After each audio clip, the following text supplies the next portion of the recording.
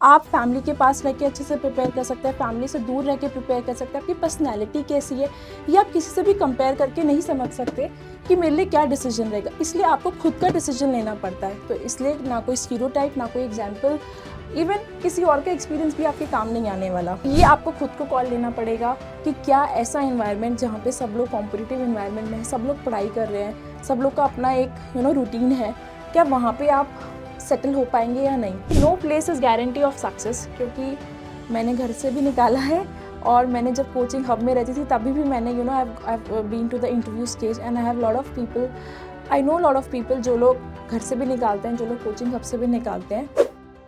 Hello everyone, my name is Tania Singhal और आज हम एक बहुत ही इंपॉर्टेंट टॉपिक को डिस्कस करने वाले हैं, that is where to stay for UPSC preparation. ये एक बहुत ही ऑब्वियस सवाल है जो हर एक एस्पिरेंट के माइंड में आता है जब भी वो अपनी यूपीएससी प्रिपरेशन स्टार्ट करते हैं। और यहाँ पे हमारे पास दो ऑप्शन रहते हैं, या तो हम घर में रहें या फिर हम किसी हब में चले जाएं जहाँ पे बहुत सारे कोचिंग सेंटर हो, सारे स्टडी मटेरियल हो और हमारे जैसे लाइक माइंडेड एस्पिरेंट्स हो। अब यहाँ पे मैं अपना एक्सपीरियंस शेयर करना चाहूँगी। तो I have secured rank 159 in UPSC 2020 और मैंने 3 अटेम्प्ट्स दिए थे। एक अटेम्प्ट मैंने कोचिंग सेंटर से दिया था और बाकी के 2 अटेम्प्ट्स मैंने अपने घर से दिए थे। दोनों ही अटेम्प्ट्स में जो मैंने घर से दिए थे या फिर जो मैंने कोचिंग सेंटर से दिया था, आई हैव अंडरस्टूड कि देयर आर सर्टेन पैरामीटर्स जो प्रोज एंड कॉन्स हैं और आज हम इस वीडियो में यही डिस्कस करने वाले हैं।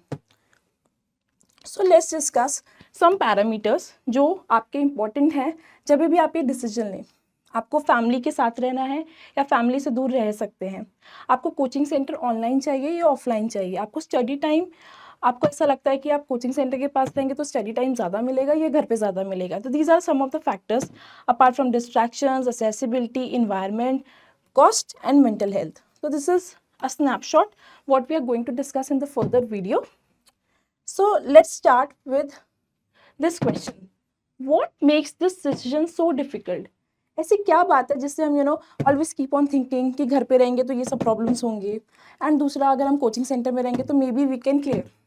तो इसका एक सबसे इम्पॉर्टेंट रीज़न है जो ये डिसीजन बहुत ही डिफिकल्ट करता है, दैट इज पर्सनलाइजेशन।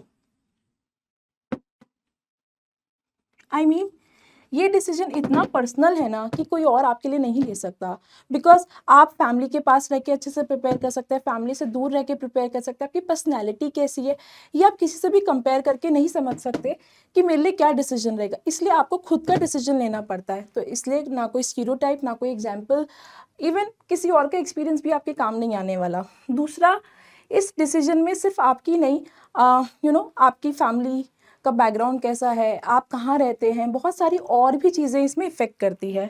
बट मैं ये चाहती हूँ कि जब आप ये वीडियो देखें और आप जब ये डिसीजन लें तो आप सुनी सुनाई बातों पे ध्यान ना दें, बल्कि सारी बातों पे इक्वली वेटेज देते हुए अपना डिसीजन लें। और जो भी आप डिसीजन लें उस पर आप मेक श्योर करें कि आपका पढ़ाई का टाइम ज़्यादा ही हो, मैक्सिमाइज ही हो। तो यहाँ पे मेरे एक्सपीरियंस से let's start with the first parameter, that is location of coaching centre. अब जैसा आप कोचिंग सेंटर चूज़ करना चाहते हैं, जैसे जब मैं प्रिपेयर कर रही थी तो there were very limited online coachings, but अभी आपके पास दोनों ही ऑप्शंस बहुत ज़्यादा हैं। तो first you decide whether you want to take online coaching और ऑफलाइन कोचिंग, और उस पर आप डिसाइड कर सकते हो कि आपको कहाँ रहना है। बट यहाँ पे एक छोटा सा मैं एक टिप देना चाहूँगी। तो क्या होता है, हम लोग सोचते हैं कि ऑफलाइन कोचिंग ज्वाइन कर लिया तो अब हमें किसी चीज़ की ज़रूरत नहीं है, बट ऐसा नहीं होता। इवन आप ऑफलाइन कोचिंग कर रहे हैं बट आपको कुछ रिसोर्सेज होंगे जो बाकी ऑनलाइन आपको ज़रूरत पड़ेगी। तो ऐसा नहीं है कि कोचिंग सेंटर के पास रहने से ऑल योर कोचिंग डिमांड्स और all your resources demand is over. No, it is not like that. आपको फिर भी ऑनलाइन रिसोर्सेज पे थोड़ा निर्भर रहना पड़ेगा, और इसलिए सिर्फ ये फैक्टर आपके डिसीजन को इम्पैक्ट नहीं कर सकता। दूसरा, असेसिबिलिटी ऑफ स्टडी मटेरियल्स। तो कई बार हम सोचते हैं कि वहाँ पे आप कदम बाहर रखेंगे अपने घर से या अपने पीजी से, वॉटएवर, और आपको भरमार मिल जाएगा स्टडी मटेरियल का। मतलब आपको जो बुक चाहिए, आपको जो नोट्स चाहिए, सब कुछ अवेलेबल होता है। और ये एकदम बात सच है, दिस इज़ वेरी एक्यूरेट। आपको सब कुछ मिलता है। आप जब बुक शॉप पे जाते हैं तो मे बी आपको कुछ ऐसे नोट्स मिल जाएं जिनसे आपको ज़्यादा समझ में आए। बट जब मैं अपने घर पे प्रिपेयर कर रही थी तो यहाँ पे मुझे हेल्प किया उन्हीं शॉप्स के कुरियर सर्विस ने, जिनकी वजह से मुझे जो भी नोट्स या जो भी बुक्स या कुछ भी चाहिए होता था, I could have got it very, मतलब इतना टाइम भी नहीं लगता था, मुझे आराम से मिल जाती थी। और दूसरा, ई कॉमर्स। तो ये जो असेसिबिलिटी का पार्ट है ना, ये भी आजकल थोड़ा सा रिड्यूस हो गया है, बट यहाँ पे भी एक कैच है। क्या होता है ना, जब आप दुकान पे जाते हो तो आप बहुत सारी चीज़ें ब्राउज़ कर सकते हो, बट जब आप घर से ऑर्डर करते हो तो मे बी आपके पास चॉइसेस बहुत लिमिटेड हैं, जिनका आपको एक्सेस है, या जो आप पहले देख चुके हो, आप उसी हिसाब से ऑर्डर कर सकते हो। तो ऑब्वियसली फर्स्ट टाइम में ये थोड़ा सा मुश्किल रहता है, बट अगर आप रिपीटेड रिपीटेड आप अटेम्प्ट्स दे रहे हो, तो then this is also not a problem. Next, internet connectivity. तो मेरी प्रिपरेशन में मुझे बहुत ज़्यादा हेल्प किया था इंटरनेट ने, क्योंकि अगर मुझे कुछ टर्म समझ नहीं आ रहा तो I can easily browse in the internet and get it, because there thousands of explanation of videos, there thousands और other options from which you can understand some concept. तो ये अगर आपके घर पे नहीं है इंटरनेट कनेक्टिविटी, या आप it's very it's difficult to get internet, then this is also very important factor in deciding कि आपको कहाँ रहना चाहिए। So apart from this, study time. अब ये बहुत ही ट्रिकी चीज़ है। हम लोग को लगता है घर से दूर रहेंगे, कमरे में बंद रहेंगे तो हम बहुत ज़्यादा पढ़ पाएंगे, we will maximum our time, क्योंकि कोई डिस्ट्रैक्शन नहीं होगा, कोई नहीं बोलेगा कि अभी मत पढ़ो, अभी कोई आ गया घर पे। बट यहाँ पे मैं एक छोटा सा अनदर पर्सपेक्टिव ऐड करना चाहूँगी कि जब हम अपने घर पे रहते हैं तो बहुत सारी ऐसी चीज़ें होती हैं, जैसे खाना, कपड़े, क्लीनिनेस, जो उसमें हमारे या तो हमारे पेरेंट्स हेल्प करते हैं या इवन हम खुद भी करते हैं, तो इतना बर्डन नहीं होता, because it's a shared responsibility. But जब आप अकेले रहते हो तो खाना और क्लीनिनेस और even managing all the other small small काम, उसके लिए भी आपको खुद ही करना है। तो ऐसा नहीं है कि आप बस कोचिंग जाएंगे और रूम पे बैठ के पढ़ाई करेंगे। Even if you are not going coaching, तो आप सिर्फ रूम में बैठ के पूरा दिन पढ़ते रहेंगे, ऐसा बिल्कुल नहीं होने वाला। बिकॉज बहुत सारे ऐसे काम होते हैं जो इंसान को करने पड़ते हैं। आपको सफाई भी करनी पड़ेगी, आपको खाना भी बनाना पड़ेगा। अगर आप इवन कुक भी अपॉइंट करते हैं या बाहर से भी खाना लाते हैं, तो उसके अपने अपने कॉन्स इफेक्ट हैं। फॉर एग्जाम्पल, आपकी तबीयत ख़राब हो जाती है तो आपको सब कुछ खुद ही मैनेज करना पड़ता है, बट घर पे इस सब चीज़ के लिए काफ़ी सपोर्ट रहता है।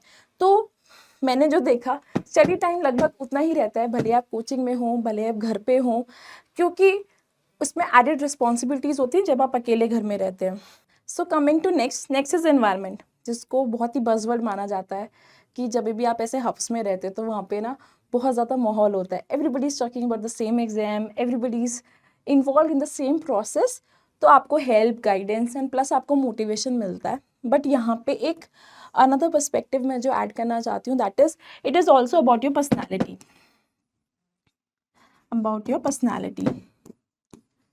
अब इससे क्या मेरा मतलब है, बेसिकली अगर आप बहुत जल्दी दोस्त बना लेते हैं, आप अपना ग्रुप बना सकते हैं, then it is very good. और वो ग्रुप भी लाइक माइंडेड पीपल का होना चाहिए, सेम सीरियसनेस होनी चाहिए एग्जाम को लेके, सेम अंडरस्टैंडिंग होनी चाहिए, जब तो ये इन्वायरमेंट आपकी बहुत मदद करेगा। बट अगर आप ऐसे हैं कि आपको इतना ज़्यादा, आप कहीं जाते हैं तो घुल मिल नहीं पाते, देन दिस इन्वायरमेंट में आप काफ़ी आइसोलेट भी हो सकते हैं, लोनली भी हो सकते हैं, because everybody is busy in their own preparation. तो जो इन्वायरमेंट है, इसके दोनों इफेक्ट्स हो सकते हैं depending upon what is your personality और what is your background. For example, आप अपने ग्रुप के साथ ही वहाँ पे जाके पढ़ रहे हैं, तो may be it is good for you. तो ये आपको खुद को कॉल लेना पड़ेगा कि क्या ऐसा इन्वायरमेंट जहाँ पे सब लोग कॉम्पिटिटिव इन्वायरमेंट में है, सब लोग पढ़ाई कर रहे हैं, सब लोग का अपना एक रूटीन है, क्या वहाँ पे आप सेटल हो पाएंगे या नहीं। अब दूसरा होता है कॉस्ट कंसिडरेशन। किसी भी हब में रहना काफ़ी ज़्यादा कॉस्टली हो सकता है, बिकॉज रेंट पे करना है, आपको अपना फूड मैनेज करना है, plus electricity bill and lot of other consideration. तो यहाँ पे कॉस्ट एक बहुत बड़ा फैक्टर होता है, क्योंकि जब भी आप दूर रहेंगे तो आपको काफ़ी ज़्यादा स्पेंड करना पड़ेगा, और वो एक्सपेंडिचर घर पे जाके काफ़ी कम हो जाता है। तो it is also important factor, because cost high होने की वजह से कई बार हमें मेंटल स्ट्रेस रहता है, it is so much costly we are living here. तो ये भी आप अपने दिमाग में रखिए। और एक और मैं इंटरेस्टिंग चीज़ बताना चाहूँगी जो स्टडी टाइम से ही रिलेटेड है, which is like use of library. तो मैंने बहुत सारे एस्पिरेंट्स को देखा है जो लोग हब्स में रहने के बाद भी लाइब्रेरी में जाके पढ़ते हैं, एंड दे से कि वहाँ पे उनको काफ़ी अच्छा कंसंट्रेशन मिलता है। बट अगर लाइब्रेरी ही यूज़ करना है तो आप घर पे भी कर सकते हो, आपके होम टाउन में कोई लाइब्रेरी ऑप्शन हो या ऐसा कोई ऑप्शन हो जहाँ पे आप अकेले जाके पढ़ सकते हैं। तो इट्स नॉट अबाउट कि आप अपने रूम में जाके पढ़ रहे हैं, बहुत सारे एस्पिरेंट्स लाइब्रेरी से भी पढ़ के निकालते हैं। तो दैट्स वॉट, जो भी ये सब पैरामीटर्स हैं, ये काफ़ी पर्सन टू पर्सन डिपेंड करते हैं। So that's why you should always think कि आपके लिए क्या सूटेबल है।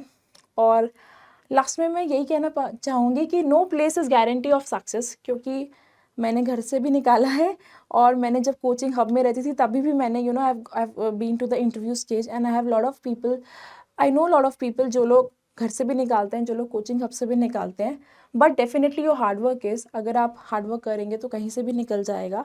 बट या it can not be like completely कि कहीं से भी कर लो, because there are some parameters which are useful that will help you in the process.